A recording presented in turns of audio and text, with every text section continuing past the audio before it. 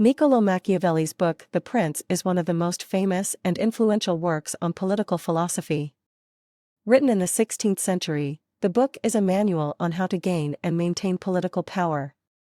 The book has been the subject of much controversy over the centuries, with some praising it as a pragmatic guide to political success, while others denounce it as a cynical and amoral work.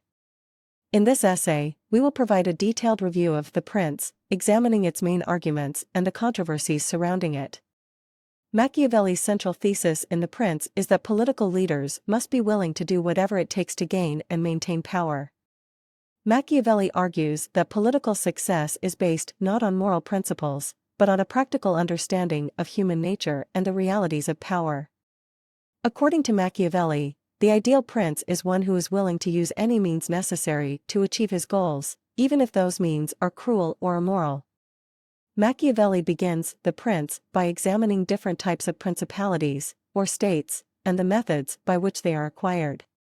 He argues that there are two basic types of principalities, those that are inherited, and those that are acquired through conquest or other means.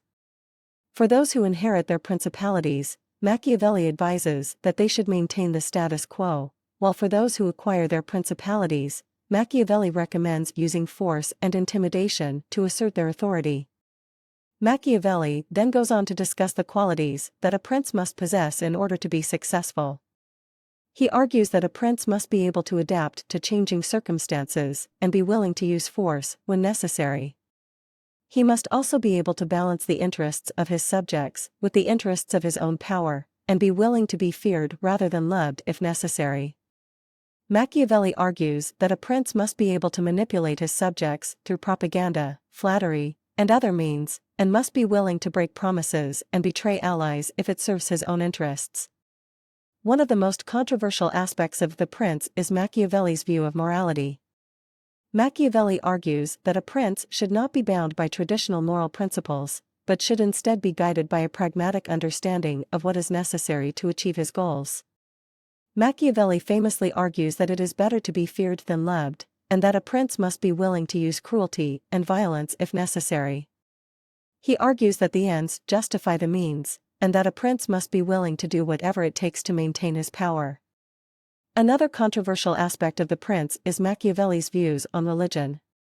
Machiavelli argues that religion is a useful tool for a prince to control his subjects, but that a prince must be willing to use it selectively and to promote a new religion if it serves his own interests.